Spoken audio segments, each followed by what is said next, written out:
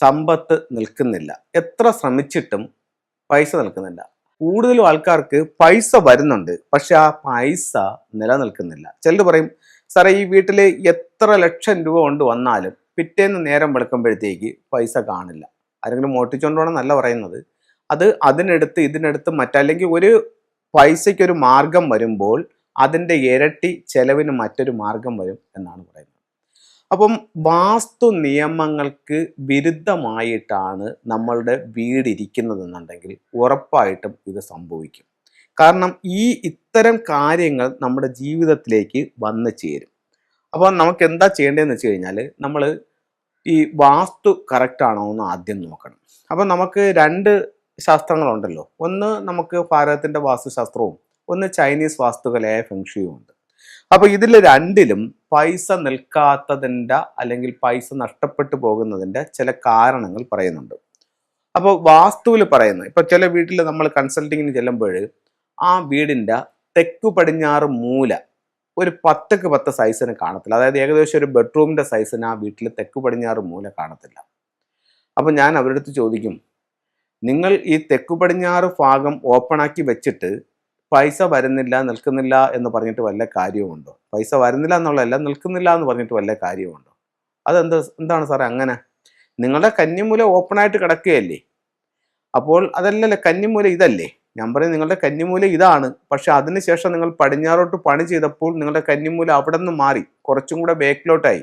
അതായത് ഈ രണ്ട് കോർണറുകൾ തങ്ങളിൽ യോജിക്കുന്ന ഭാഗമായി നിങ്ങളുടെ കന്നിമൂല. അപ്പോൾ അവിടെ കന്നിമൂല വരുമ്പോൾ വീട്ടിനിപ്പം നിലവിൽ കന്നിമൂല ഉണ്ടോ? ഇല്ല.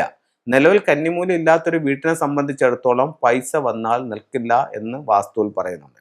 എന്താന്ന് ചോദിച്ചു കഴിഞ്ഞാൽ, വടക്ക് കിഴക്ക് ഭാഗത്തു നിന്നിട്ട് ഒരു കാന്തിക ഊർജ്ജം കടന്നു വന്ന് തെക്ക് പടിഞ്ഞാറ് ഭാഗത്ത് സ്റ്റോർ ചെയ്യുന്നെന്ന് വാസ്തുവിൽ പറയുന്നുണ്ട്. അപ്പോൾ തെക്ക് പടിഞ്ഞാറ് ഭാഗം നമുക്ക് ഓപ്പണായിട്ട് കിടക്കുകയാണെങ്കിൽ വീട്ടിൽ പൈസ നിൽക്കുന്നില്ല. അപ്പോൾ പൈസ നിൽക്കാത്തതിൻ്റെ കാരണങ്ങളിൽ ഒന്ന് ഈ കന്നിമൂലയുടെ മിസ്സിംഗ് ആണ്. അപ്പം എൻ്റെ വീടിൻ്റെ കന്നിമൂല മിസ്സിംഗ് ഇല്ല. സാറിൻ്റെ പ്രോഗ്രാം ഞാൻ കേട്ടായിരുന്നു. അപ്പോൾ എൻ്റെ വീട് ഞാനത് നോക്കിയപ്പോൾ എൻ്റെ വീടിൻ്റെ കന്നിമൂല ഭാഗം മിസ്സിംഗ് ഇല്ല, പക്ഷേ എൻ്റെ കയ്യിൽ പൈസ നിൽക്കുന്നില്ല. അതെന്ത് സാറേ? ഇത് വാസ്തുവിലാണ് തെക്ക് പടിഞ്ഞാറ് ഭാഗത്തെ മിസ്സിംഗ് മൂലം പൈസ വീട്ടിൽ നിൽക്കുന്നില്ല എന്ന് പറയുന്നത്.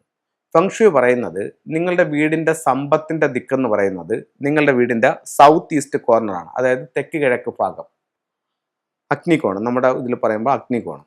ഈ തെക്ക് കിഴക്ക് ഭാഗത്ത് നിങ്ങൾക്ക് ഒരു സെപ്റ്റിക് ടാങ്കോ ഒരു ടോയ്ലറ്റോ അല്ലെങ്കിൽ നിങ്ങളുടെ വീടിൻ്റെ തെക്ക് കിഴക്ക് ഭാഗം നഷ്ടപ്പെട്ടു പോവുകയോ ചെയ്തിട്ടുണ്ടെങ്കിൽ നിങ്ങളിൽ പൈസ നിൽക്കത്തില്ല.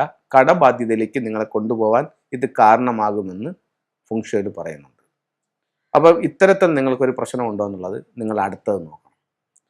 അപ്പോൾ കുറേ ആൾക്കാർ നോക്കിയപ്പോൾ ശരിയാണ്, എനിക്ക് എൻ്റെ വീടിൻ്റെ തെക്ക് കിഴക്ക് ഭാഗത്ത് ഇന്നത് വന്നിട്ടുണ്ട്, അപ്പോൾ അതാണ് എൻ്റെ പ്രോബ്ലം. ചിലർക്ക് പറയുന്നു, എൻ്റെ വീടിൻ്റെ തെക്ക് കിഴക്ക് ഭാഗത്തും സാറ് പറഞ്ഞത് ഞാൻ നോക്കി, തെക്ക് പടിഞ്ഞാറ് ഭാഗത്തും നോക്കി, ഈ രണ്ട് ഭാഗത്തും യാതൊരു കുഴപ്പവുമില്ല, പക്ഷേ എൻ്റെ വീട്ടിൽ പൈസ നിൽക്കുന്നില്ല, അല്ലെങ്കിൽ അതിൻ്റെ കാരണം എന്താണ് എന്ന് അടുത്തൊരു ചോദ്യം ചോദിച്ചാൽ അടുത്തത് നമ്മൾ ഫെങ്ഷുയിലേക്ക് പോകേണ്ടി വരും. ഫെങ്ഷു പ്രകാരം നിങ്ങൾ കിടക്കുന്ന റൂം നിൽക്കുന്ന നക്ഷത്രം ഏതാണ്? അത് അതിനകത്ത് ഒരു നക്ഷത്രം ഒരു മോശം കോമ്പിനേഷനാണോ? അതായത് ഒരു 5-2 കോമ്പിനേഷനിലാണോ നിങ്ങളുടെ ബെഡ്റൂം നിൽക്കുന്നത്? അങ്ങനെയാണെന്നുണ്ടെങ്കിൽ അവിടെ എത്ര വന്നാലും നിങ്ങളിൽ 10 പൈസ കാണത്തില്ല. അതെങ്ങനെ മനസ്സിലാക്കാമെന്ന് ചോദിച്ചു കഴിഞ്ഞാൽ അവിടെയാണ് ഒരു ഫെങ്ഷി കൺസൾട്ടൻ്റെ സേവനം നിങ്ങൾക്ക് ആവശ്യമായിട്ട് വരുന്നത്. മറ്റ് രണ്ട് കാര്യങ്ങളും നിങ്ങൾക്ക് തന്നെ സ്വയം മനസ്സിലാക്കാനും ഗ്രഹിക്കാനും സാധിക്കും. പക്ഷേ ഈ സ്റ്റാറുകളെ മനസ്സിലാക്കാനായിട്ട് ഒരു ഫെങ്ഷി കൺസൾട്ടന് മാത്രമേ സാധിക്കത്തുള്ളൂ. അപ്പോൾ അത്തരം ഒരു റൂമിലാണോ നിങ്ങൾ കിടക്കുന്നതെന്ന് നോക്കണം. അപ്പോൾ അതിൻ്റെ ഫ്ലൈങ് സ്റ്റാർ എടുത്ത് നോക്കുമ്പോൾ അങ്ങനെ ഒരു റൂം അല്ല നിങ്ങൾ കിടക്കുന്നത്. അപ്പോൾ പിന്നെ അടുത്തത് നോക്കണം, നിങ്ങളുടെ എൻട്രൻസിൽ സ്റ്റാർ ഏതാണെന്ന് നോക്കണം. എൻട്രൻസിൽ ഇതുപോലെ ഒരു 2-5 കോമ്പിനേഷനോ അതല്ലെന്നുണ്ടെങ്കിൽ ഒരു 9-7 കോമ്പിനേഷനോ വന്നിട്ടുണ്ടെങ്കിലും നിങ്ങൾക്ക് ഈ പ്രശ്നം വരാം. അപ്പോൾ നിങ്ങൾ പറയുന്നു, അപ്പോൾ ഓക്കെ, നമ്മുടെ ഫെങ്ഷു പ്രകാരം നോക്കിയപ്പോൾ ഈ ഒരു കോമ്പിനേഷൻ വന്നിട്ടുണ്ട്, ഇനി ഞാൻ എന്ത് ചെയ്യും? അപ്പോൾ എന്താണ് സ്റ്റാർ എന്നുള്ളത് നോക്കിയിട്ട് കറക്റ്റായിട്ട് അതിൻ്റെ റെമഡി നമുക്ക് അവിടെ ചെയ്യാൻ പറ്റും. അപ്പോൾ അങ്ങനെയാണെങ്കിൽ ഈ പ്രശ്നത്തിന് തടയിടാനായിട്ട് ഫെങ്ഷു പ്രകാരം സാധിക്കും. അപ്പോൾ നമ്മൾ സംസാരിച്ചുകൊണ്ട് വന്ന ടോപ്പിക് എന്ന് പറയുന്നത്, എത്ര പൈസ വന്നാലും എൻ്റെ കയ്യിൽ നിൽക്കുന്നില്ല, ചിലവായി പോകുന്നു, എന്നിലേക്ക് പണം വരുന്നു, അതിൻ്റെ കാരണങ്ങൾ എന്താണെന്നാണ്. അപ്പോൾ അത് നമ്മൾ എള്ളു കീറി പരിശോധിക്കാനായിട്ട് തുടങ്ങി. ആദ്യം വാസ്തുവിലേക്ക് പോയി കന്നിമൂല നോക്കി, പ്രോബ്ലം ഇല്ല. സൗത്ത് ഈസ്റ്റ് നോക്കി, അവിടെയും പ്രോബ്ലം ഇല്ല. അടുത്തത് നമ്മൾ നോക്കിയപ്പോഴത്തേക്ക് വീടിൻ്റെ ഫ്ലൈങ് സ്റ്റാർ എടുത്തു. വീടിൻ്റെ ഓരോ ദിക്കുകളെപ്പറ്റി നമ്മൾ മനസ്സിലാക്കി. നമ്മൾ കിടക്കുന്ന ബെഡ്റൂമിലെ നക്ഷത്രത്തെ മനസ്സിലാക്കി. നമ്മളുടെ എൻട്രൻസിലെ നക്ഷത്രത്തെ മനസ്സിലാക്കി.